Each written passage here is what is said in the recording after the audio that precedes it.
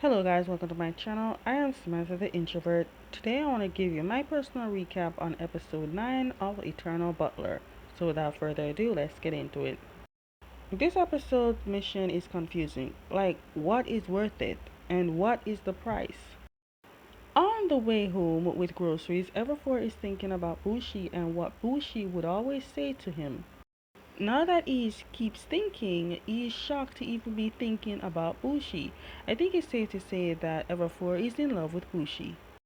When he got to the room, you know what, at this point, this is a luxurious apartment. So anyways, when Everfour got to the luxurious apartment, he sees someone who he clearly don't like. The guy seems very familiar to Everfour and all Everfour series, and also he knows of Everfour breaking protocol and asking Everfour to come with him so Everfour doesn't get any serious punishment.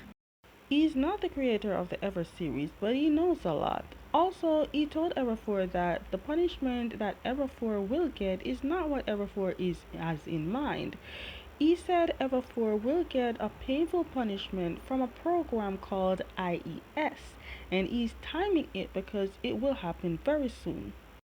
Back at the university, Bushi needs money, so Bushi asking his best friend for the refund of it, well, not refund, but a payback of his money that he loaned to his boyfriend of his best friend. Anyways, skip that part. The boyfriend came and Bushi is trying to tell them that Everfour is not human, but to them, Bushi is just making up excuses to not be with Everfour. I ain't gonna lie, I love that Kevin is speaking English in this drama, but besides that, no matter how much warning Everfour got, he is determined to not leave Bushi. Since Everforth said he will not leave, it means he will not go to Bushi's father to cancel the complaint, which means the warning will continue no matter what.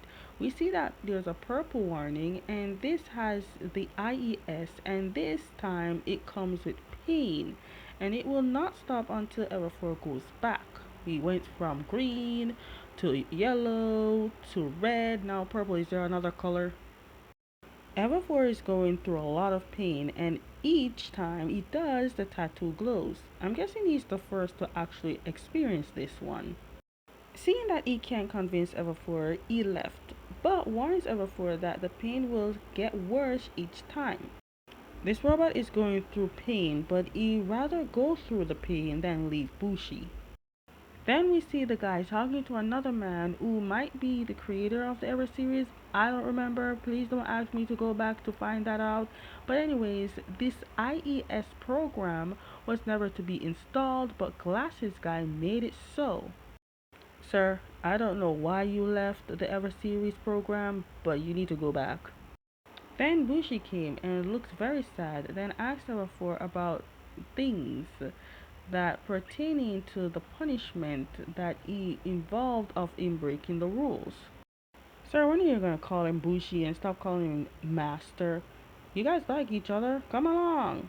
Anyways, Bushi started crying when Everforth noticed and looked at him. Plus, Bushi noticed that the tattoo is very much glowing and he looked at Everforth and sees that he's in pain. Bushi got angry because ever since meeting Everfour, all Everfour do is hide things from Bushi and doesn't do anything of telling him.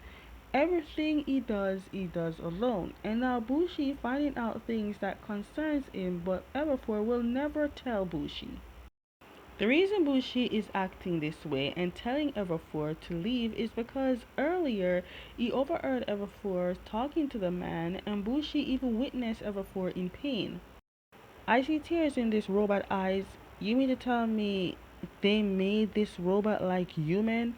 At this point, this is giving that movie that Robin Williams that was playing as the robot, and he had to go through life to see many humans come and go to the point where he fell in love with the human that looks like the same human that he was literally assigned to be around.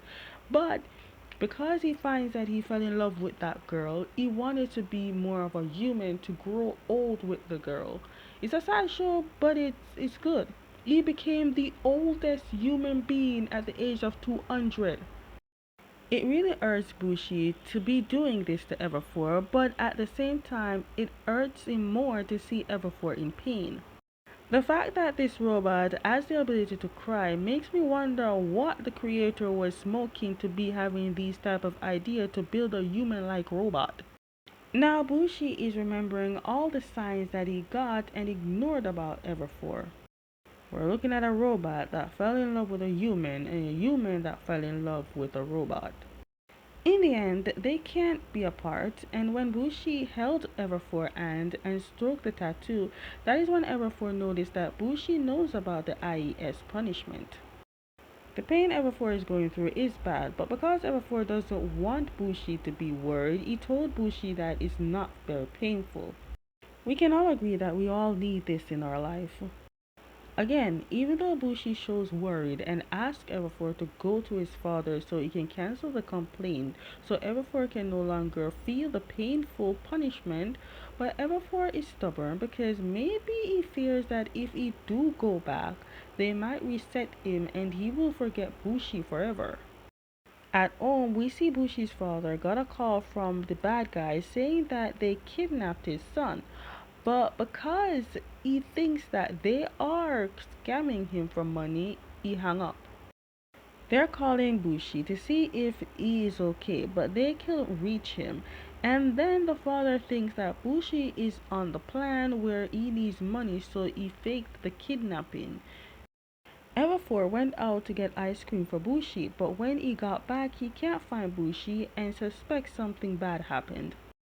Everfour left to find Bushi, but you're probably wondering, how will Everfour find him? Remember, Bushi was given a ring by Everfour.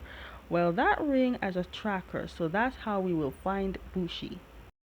This is the guy that kidnapped Bushi. He also is the guy that almost picked a fight with Everfour once in that club.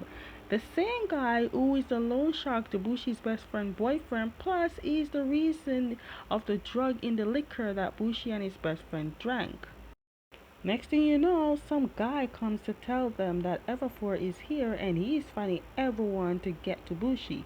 The man finds it shocking to hear that one man is taking on many of the men, but what the man doesn't know is that Everfour is a robot.